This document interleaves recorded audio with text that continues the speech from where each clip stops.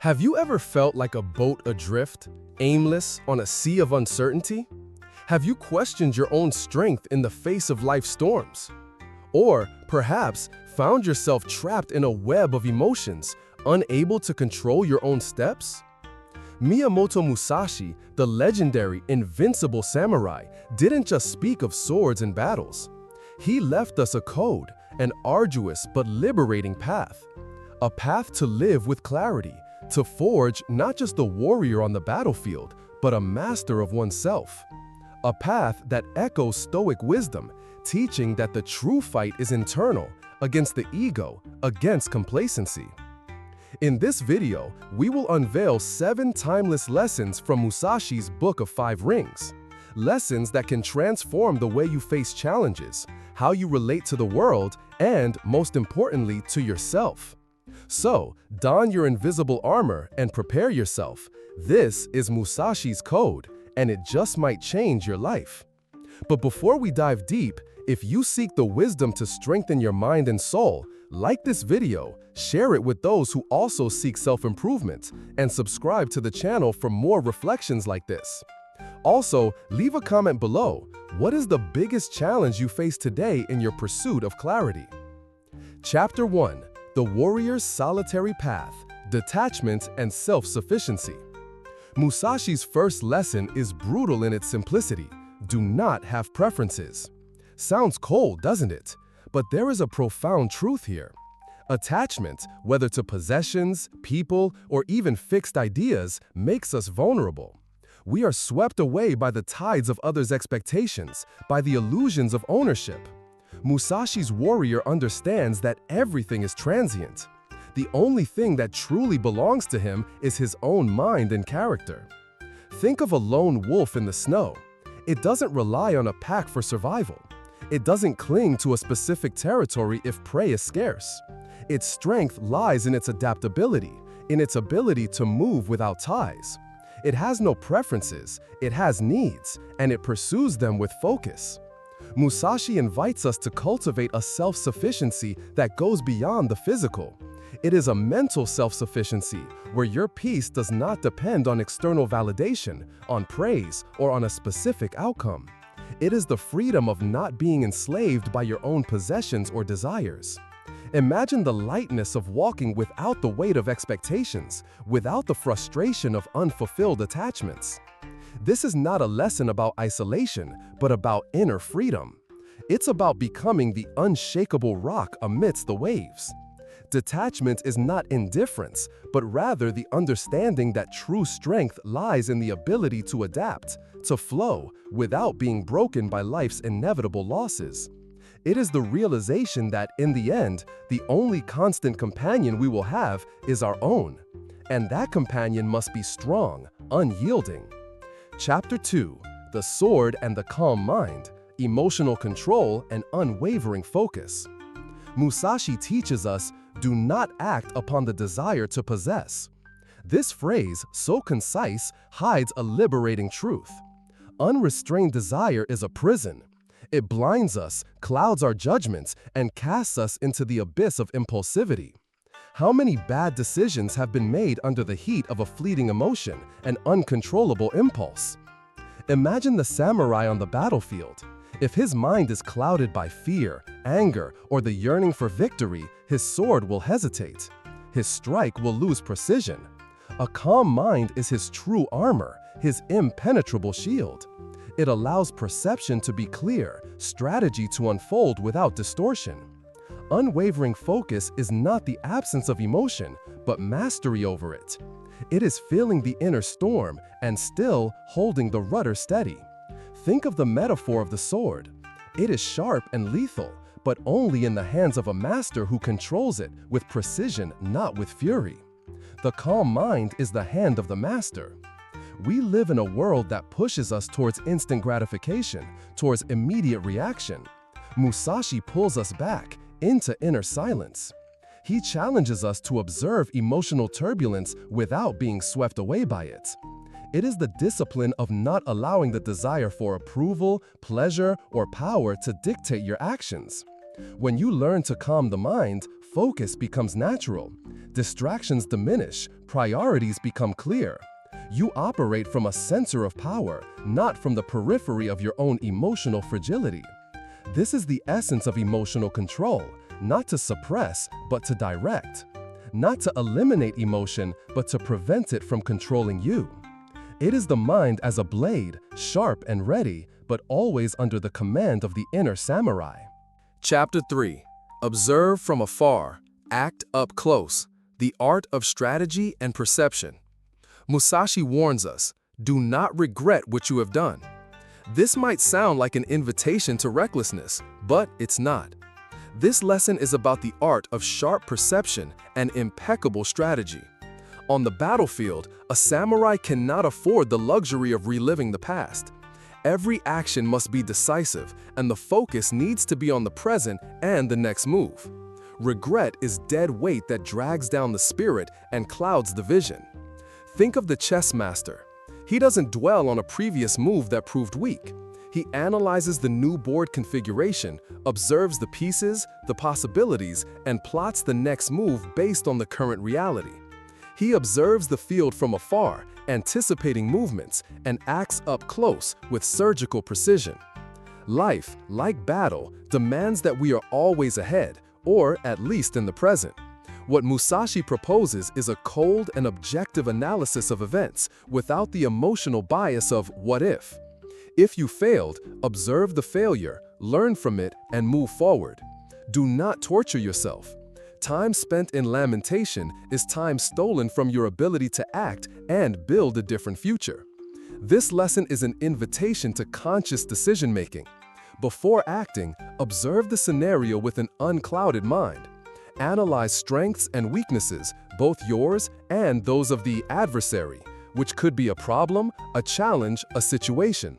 Once the decision is made, act with total commitment. And once the action has been executed, let it go. The outcome, whatever it may be, is a lesson, not a sentence. It is the difference between dwelling and learning. Regret ties us to the past. Perception and strategy propel us forward, equipped with the wisdom of experience, yet free from its burden. True strength lies in transforming every mistake into a stepping stone, not a chain. Chapter 4. The Void and the Essence, Accepting Impermanence and Raw Truth. Musashi teaches us a lesson that echoes the melancholy and depth of existence itself. Do not stray from the path. This doesn't mean a rigid dogma, but a radical acceptance of reality. The path here is the raw truth of life, the impermanence of all things. To flee from it is to live in illusion, to build castles in the sand.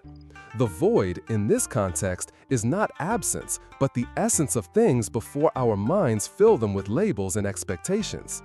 Consider the emptiness of a clay pot. Its usefulness is not in the clay itself, but in the space it contains. Similarly, life reveals itself in its fullness when we accept that everything is transient. Youth, beauty, possessions, even emotions. Pain will pass, joy will too. Clinging to any of them is to deny the cyclical nature of existence. This lesson from Musashi is an invitation to accept impermanence. It is the understanding that things arise and disappear like waves in the ocean. The warrior who understands the void does not fear loss, for he knows that loss is part of the path. He doesn't cling to past victories, nor despair over present defeats, for he understands that both are moments, fleeting. The raw truth is liberating. It forces us to look at reality as it is, without filters, without the fantasies we create to protect ourselves from life's fragility. It is in the recognition of what is real that we find true strength.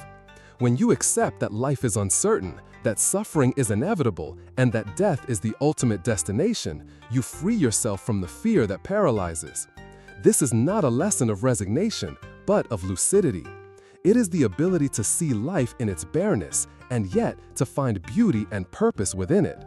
The void is not the end, but the space where all possibilities reside. It is the foundation for true clarity and unshakable serenity. Chapter 5. The Strength of Formlessness, Adaptability and Fluidity in Life. Musashi urges us, Do not be influenced by appearances. This is a fundamental lesson on adaptability and fluidity. Appearances deceive. The opponent who seems weak might hide a brutal strength, and the situation that seems favorable could be a trap. He who clings to form, to rigidity, will be broken by the first change of winds. Think of water. It has no form of its own, but it takes the shape of any container. It can be gentle and flowing, or it can be an overwhelming force that erodes rock. Water is not influenced by the appearances of the bank. It finds its own way, bypasses obstacles, or carves through them. It is the essence of fluidity. Life, like battle, is in constant motion. Circumstances change, people change, and even we change. Mental rigidity, the inability to adapt, is one of the greatest impediments to growth. Musashi teaches us to look beyond the obvious, to penetrate the surface and understand the true nature of things and people. The strength of formlessness lies in the ability not to be bound by patterns, by expectations. It is the freedom to improvise, to innovate, to find solutions where others see only dead ends. It's not about being fickle, but about being as pliable as bamboo, which bends with the wind without breaking. When you are not swayed by appearances, you become a more astute observer, a more effective strategist. You see hidden opportunities in challenges and weaknesses disguised as strengths. Adaptability is not weakness, but the supreme art of survival and prosperity in a constantly flowing world. It is the dance with chaos, where fluidity is your greatest weapon. Chapter 6: The Straight Path Without Deviation, Integrity and Purpose. Musashi commands us, do not stray from the path. This is not a repetition, it is a deepening. The path here is not the acceptance of impermanence, but rather unwavering integrity. It is the straight line of your purpose, no matter the temptation or despair. How many of us, in search of shortcuts or out of fear of confrontation, stray from what we truly believe? Think of a river. It encounters obstacles, but its nature is to flow towards the sea. It may round a mountain, but it always follows its fundamental course. The river does not question its purpose, it simply is. Integrity is to be that river, with its clear essence and direction, even when the terrain is rough. Musashi tolerated no duplicity, no self-deception. He knew that every small deviation from your inner truth weakens the spirit. Integrity is the foundation of discipline, the basis upon which a life of meaning is built. It is the courage to be who you are, even when the world tries to mold you into something you are not. Purpose is the lighthouse that illuminates the straight path. Without it, we are like leaves in the wind, without direction. The samurai had a clear purpose: to refine his art, to serve his lord, to live with honor. What is your purpose? What moves you? What gives you a reason to wake up and fight each day? When you align your actions with your purpose and your integrity, each step becomes firmer, each decision clearer. There is no room for regret, for you know you are following your own code. To stray from the path is not just to err, it is to lose oneself. And the greatest battle of all is precisely not to lose yourself. Chapter 7: Die to Live, Overcoming the Ego and Finding True Freedom. Musashi's seventh and perhaps most profound lesson is the most challenging. Do not fear death. This is not about seeking death, but about overcoming the ego that fears it. The ego is the heavy armor that prevents us from soaring, the voice that whispers fears and binds us to what is familiar, even if it is limiting. It is what prevents us from taking risks, from growing, from truly living. Think of the samurai who enters battle with his mind already resolved about his fate. He does not seek death, but he does not fear it. This absence of fear releases his energy, his precision, his totality. It is the acceptance of the end that paradoxically makes him more alive in the present, more present in every strike, in every breath. Musashi speaks not only of physical death, but of the death of the old self. To die to the pride that prevents you from asking for forgiveness. To die to the vanity that makes you seek external approval. To die to the complacency that traps you in mediocrity. This is the true death that leads to true freedom. When you overcome the ego, the shackles fall away. You no longer care what others think. You are not bound by possessions or outcomes.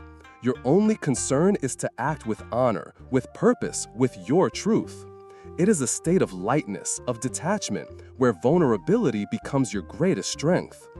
It's a paradox. To truly live, you must be willing to die to everything that prevents you from being authentic. Death is the great equalizer, the ultimate reminder of impermanence. And by embracing this truth, you free yourself to build a life where every moment is full, every action is intentional, and every breath is an act of freedom. We have journeyed through the 7 essential lessons of Miyamoto Musashi's code, a map for living with clarity in a clouded world. These are not just lessons for a samurai in battle, but for each of us in the daily struggle of existence. They invite us to forge not a steel sword, but an unshakable mind, an indomitable spirit. If this video ignited a flame in your soul, like it so more people can be reached. Share it with someone who needs to hear this message. Subscribe to the channel for more ancestral wisdom. And leave a comment below. Which of Musashi's lessons resonates most strongly with you today? Your journey to clarity begins now.